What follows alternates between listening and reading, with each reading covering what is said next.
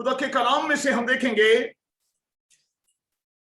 Bible मुकद्दस की पहली किताब पैदाइश की किताब उसका 3रा बाब।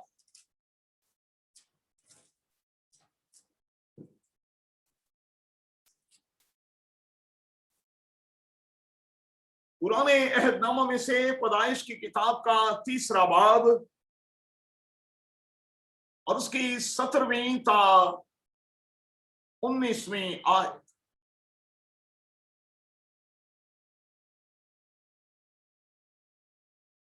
मेहरबानी से अपनी अपनी बाइबल को खोल लें, क्योंकि आप सब मिलकर खुदा के कलाम की तलावत करेंगे और आज एक बार फिर इस बड़ी सादत को, इस बड़ी बरकत को रिसीव करें। पैदाइश की किताब उसका 3रा बाब और उसकी 17वीं ता 19वीं आयत, गोया के 3 आयत की तलावत आप सब एक आवाज होकर पूरी आवाज के साथ खुदा के कलाम की तलावत करेंगे। जी।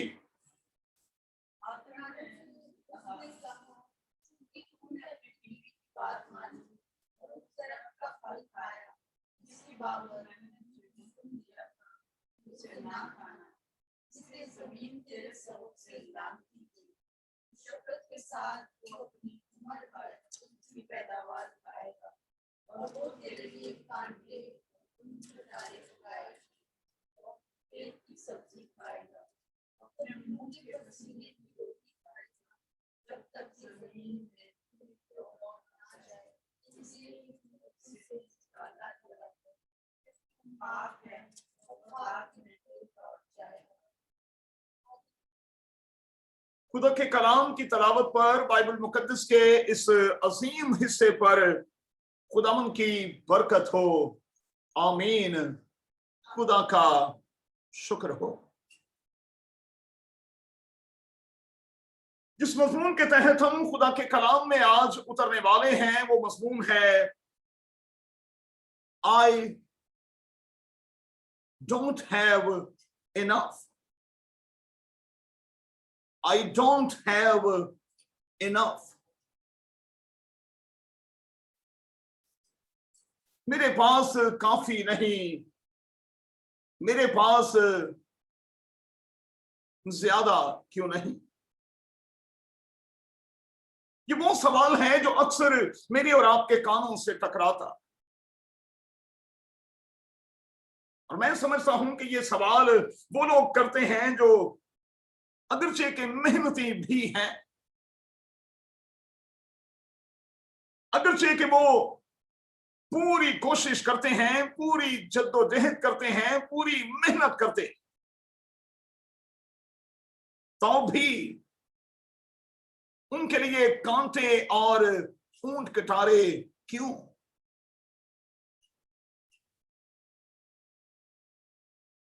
क्या उनकी मेहनत में कहीं कोई फर्क है? क्या उनकी कोशिश में कहीं कोई फर्क है? और क्या उनकी नीयत में कहीं कोई फर्क है?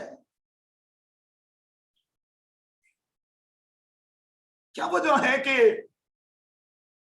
जद्दोजहद करने के बावजूद, मेहनत करने के बावजूद, हर तरह की स्ट्रगल के बावजूद वो अपने हदफ को पूरा नहीं कर पाते,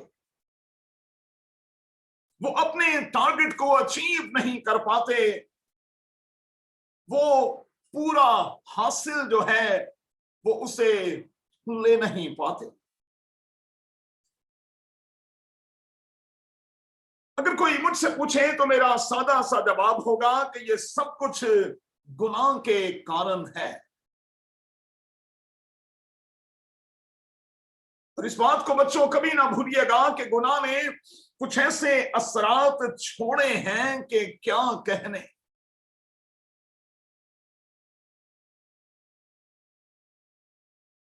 गुनाह के इसी असर की वजह से हमारे हाथ की मेहनत जो है उसके हवाले से हमें पूरा हासिल नहीं मिल रहा। गोया के इस गुनाह का असर हमारे हाथ की मेहनत पर है। इस गुनाह का असर हमारे मौसमों पर है। और जरा तूफान नूह के उस सारे सिलसिले को आज अपनी नजरों के सामने लाएं। गुनाह और इस लानत का असर जमीन पर है, पैदावार पर है। और इसका जिक्र हमें पैदाइश की किताब के 3 बाब की 17वीं, 18वीं और फिर 19वीं आयत में मिलता है। गुनाह और इस लानत का असर जो है वो किसी ना किसी तौर पर हमारी जिंदगी के मुख्तलिफ एरियाज को कवर किए हुए है, और ये कवर किए रहेगा जब तक कि हम ब्रेक थ्रू के लिए खुदावन के पास नहीं आते, जब तक कि मैं और आप अपने आप को सलीब के नीचे नहीं रख देते। मैं बड़ी दलेरी के साथ कहूंगा, तब तक ये सिलसिला इसी तरह से चलता और फिर चलता और फिर चलता रहेगा।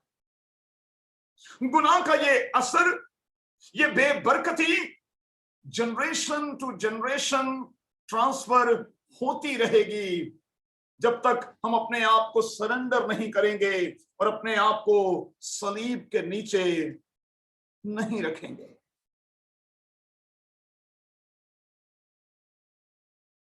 कलाम की आवाज क्या है? कलाम में लिखा है कि फर्माबरदारी की सूरत में तुम जमीन के अच्छे फल खाओगे।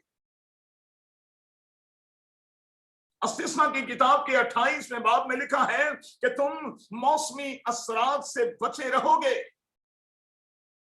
तूफान उठेंगे लेकिन वो तुम्हें दबो नहीं सकेंगे। बीमारियां, कमजोरियां, वबाएं आएंगी लेकिन वो तुम्हें जरर नहीं पहुंचा सके।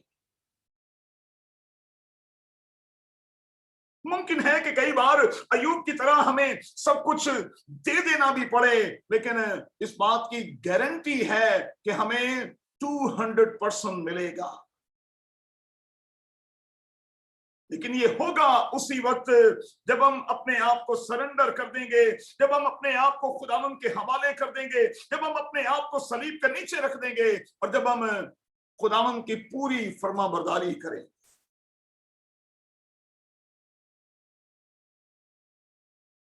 मुझे मलाकी की किताब की वो आयत याद आ रही है जहां खुदा ने वादा किया है।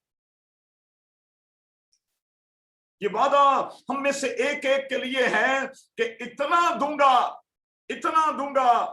कि तुम्हारे पास रखने की गुंजाइश बाकी ना रहे। इतना दूंगा, इतनी बरकत दूंगा कि तुम्हारे पास गुंजाइश ना रहे। इसका मतलब क्या है? पहला जो है वो खत्म नहीं होगा कि मैं उसके ऊपर तुम्हें और देता और फिर देता और फिर देता और फिर देता रहूंगा। सादगी के साथ कहूं तो बाइबल के खुदा का ये वादा है कि ढेर पर ढेर, ढेर पर ढेर और फिर ढेर पर ढेर लगाता चला जाऊंगा। सवाल पैदा होता है कि ये वादा किन के लिए है, किसके लिए है? इस्तिस्ना की किताब के 28वें बाब में जवाब मौजूद है। ये उनके लिए है जो खुदा के फरमाबरदार हैं, जो खुदा के साथ वफादारी से चलते हैं, जो खुदा की आवाज के शिनवा हैं, जो उसकी फरमाबरदारी करते रहते हैं। लिखा है कि उनके साथ कादिर खुदा ऐसा ही करेगा। नाफरमानी की सूरत में लिखा है कि बीज तू बोएगा, फल कोई और खाएगा। मंगनी तू करेगा, शादी उस खातून के साथ कोई और करेगा। और बाइबल के खुदा ने यहां तक बता दिया है कि अगर तू नाफरमानी करेगा तो मैं तेरे लिए जमीन को पीतल की मानंद बना दूंगा। मैं तेरे लिए जमीन को लोहे की मानंद बना दूंगा। अब लोहे और पीतल की जमीन पर अगर आप बीज बोएंगे तो क्या सोचते हैं कि क्या मिलेगा? सिफर की सूरत में रिजल्ट होगा। और आप यकीन जानें कि हमारे इर्द गिर्द ऐसे बहुत से लोग हैं जिनकी जमीन पीतल की और लोहे की हो चुकी है, कमाते भी हैं, उन्हें कसरत के साथ दिया भी जाता है, लेकिन इसके बावजूद पता नहीं चलता कि वो कहां जाता है। हमें करना क्या है? इस कर्ज से अपने आप को और अपने बच्चों को बाहर लाना, पुरानी इंसानियत को उतार फेंकना है, अपनी अकल की रूहानी हालत में नए बनते और बनते चले जाना है, और अपने अंदर से हर तरह के मनफी थॉट्स को निकाल बाहर करना है। और अब ये कहना छोड़ देना है कि मेरे पास काफी नहीं, मेरे पास बहुत कम मिकदार में है, बल्कि हमें हाथ उठाकर ये कहना है कि मेरे पास बहुत है। जो कादिर खुदा ने मुझे दिया है वो मेरे लिए बहुत है। दो तीन बातें मेहरबानी से आज की सुबह में सीख लें। यहां बात मिकदार की नहीं, यहां बात अमाउंट की नहीं, बात सोच की है, सोच की। अपनी तवज्जो जो है मेहरबानी से अमाउंट से हटाएं और अपनी तवज्जो को बेहतर बनाएं। याद रखें, सारी की सारी गेम जो है वो यहां से है, यहां से। मैटर करता है कि आप सुबह उठते हुए क्या कहते हैं, किस साइड का बटन दबाते हैं, नेगेटिव या पॉजिटिव। और मैं बड़ी माजरत के साथ कहूंगा कि कई बार उठते साथ ही हम नेगेटिव एनर्जी के साथ, नेगेटिव वाइब्रेशन के साथ उठते हैं। तो क्या सोचते हैं, इस किस्म के रवैये और इस किस्म की सोच के बाद क्या होने वाला। मैं नौजवान बेटों और बेटियों से कहूंगा, कई बार वो अपनी ऑफिस की टेबल पर इस किस्म की एनर्जी का ढेर लगाए रखते हैं, जहां वो बैठकर हमेशा ये कह रहे होते हैं, मैं अपनी इस जॉब से खुश नहीं, ये जॉब मेरे लिए अच्छी नहीं, ये जॉब मेरे लिए काफी नहीं, मैं इससे खुश नहीं। जब आप इस किस्म की एनर्जी वहां छोड़ते हैं, क्या सोचते हैं कि वहां से जो कमाई आप करते हैं उस पर कितनी खुदा की बरकत होती होगी। अरे भाई, नेगेटिव रूह के साथ आप काम कर रहे हैं, आपके रुपए पैसे पर पॉजिटिविटी कैसे आएगी, मुस्बत कैसे आएगा, जबकि आप काम करते हुए भी नेगेटिव हैं, टेबल पर बैठे हुए भी नेगेटिव हैं, अपने बॉस के हवाले से भी नेगेटिव हैं और अपने कोलीग्स के हवाले से भी नेगेटिव हैं। बरकत कैसे आएगी भाई? इस बारीक से नुक्ते को समझ लें। आप अपने ऑफिस के टेबल पर बैठकर किसी इंसान के लिए नहीं बल्कि खुदा के लिए काम करते। यही तो फर्क है जिसे हमने कायम करना है। लिखा है कि जो काम करो जी से करो, ये जानकर कि इंसानों के लिए नहीं, आदमियों के लिए नहीं, बल्कि खुदा के लिए करते हो। और आप एक बार तजर्बा तो करके देखें, आपकी सैलरी कम है, आपकी पोजीशन आपके मयार के मुताबिक नहीं है, आप एक बार मुत्तमिन होकर खुदावन में खुश होकर कहें, मैं राजी हूं, मैं खुश हूं, फिर देखें हालात किस तरह से बदलते। लेकिन क्या करें, हम तो अपने कारोबार की जगह पर भी नेगेटिव एनर्जी के साथ बैठते हैं, नेगेटिव अप्रोच के साथ बैठते हैं, आपके रुपए पैसे पर बरकत कैसे होगी? आपके खाने और पीने पर बरकत कैसे होगी जब आप नेगेटिव हैं? मैंने कहा कि सारी की सारी गेम यहां की है। आपकी अप्रोच क्या है? सुबह आप कौन सी साइड का बटन दबाते हैं, नेगेटिव या पॉजिटिव? और मैं यहां आपको एक छोटा सा मशवरा दूंगा। मैंने ये देखा है कि वो जो सुलझे घराने हैं, उन घरानों में सुबह लोग एक दूसरे से बहुत कम बात करते हैं।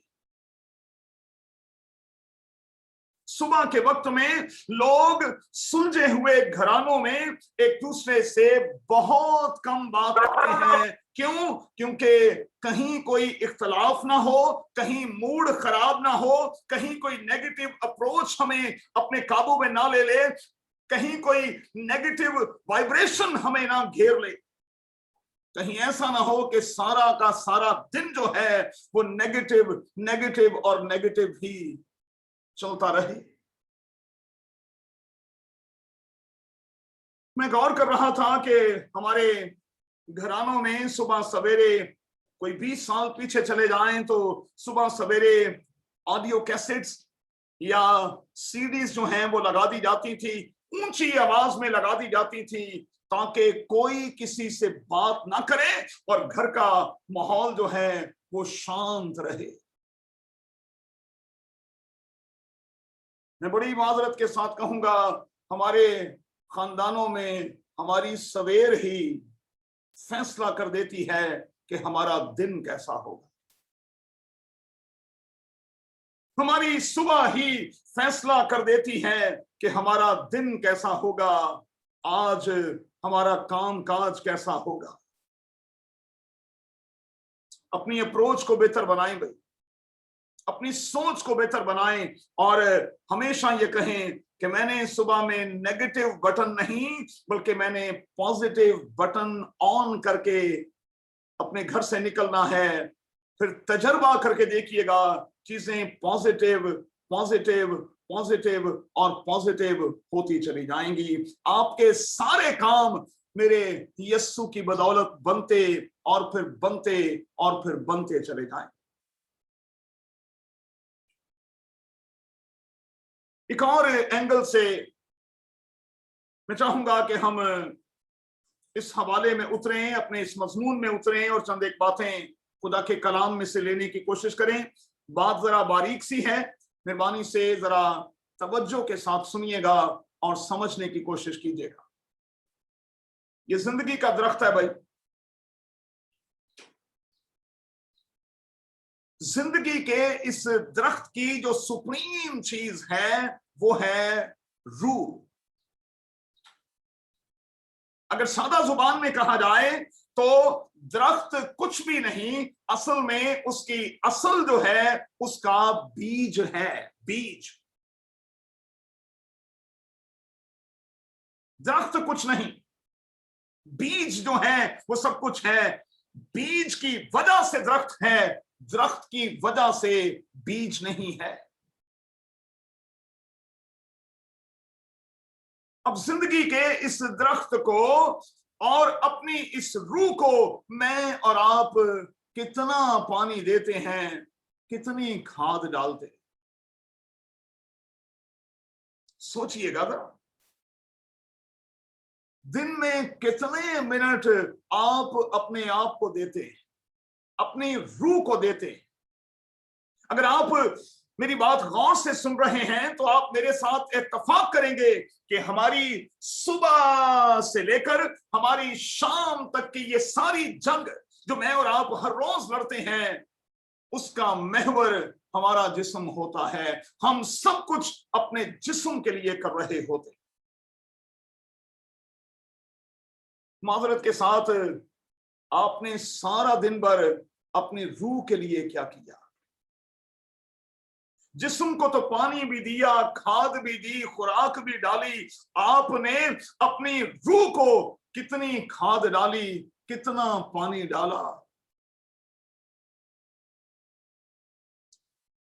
खुदा के एक खादिम को मैं पढ़ रहा था, उसने कहा कि आज अगर एवरेज निकाली जाए तो 10 से 15 मिनट हम बस अपनी रूह को खाद डालते हैं, पानी देते हैं, और बाकी का तमाम वक्त जो है वो हम अपने जिस्म को दे रहे होते।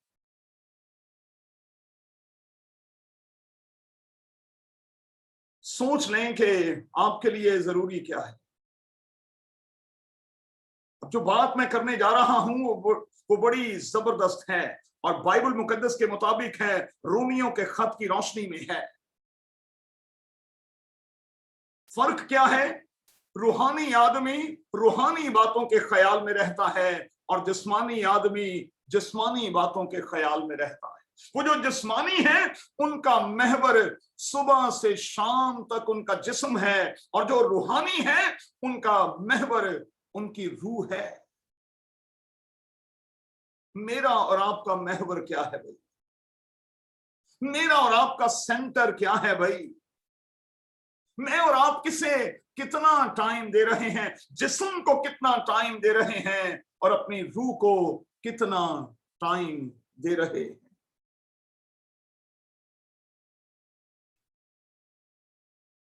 अब जिस किस्म की खाद डालेंगे फिर उसी किस्म का बीज होगा, उसी किस्म का फल होगा। फिर ये नहीं होगा कि हम जद्दोजहद भी कर रहे हैं, हम मेहनत भी कर रहे हैं, हम पूरी स्ट्रगल भी कर रहे हैं, हमारे लिए तो जमीन लोहे की पीतल की हो चुकी है, कुछ हासिल नहीं होता।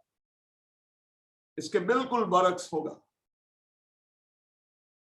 अगर आप अपनी रूह को खाद डालेंगे, उसे पानी देंगे, अपने आप को पानी के नदियों के पास लगाएंगे, तो फिर मैं आपको यकीन दिलाता हूं कि फल 100% होगा। फिर यकीन माने मैं और आप उस स्टेज पर होंगे जहां ये कहा जाएगा कि जो कुछ वो करे बार-बार होगा। जो कुछ वो करे बार-बार होगा। बार-बार क्यों होगा? इसलिए कि वो पानी की नदियों के पास लगाया गया।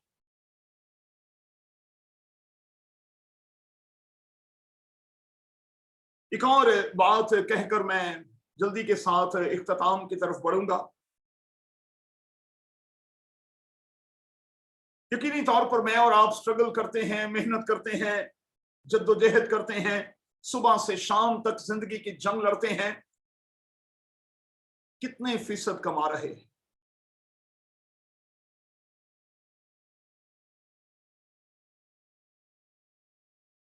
कितने फीसद मैं और आप कमा रहे हैं? 30%, 40%, 60% या 100%? अपने आप को जवाब दीजिएगा।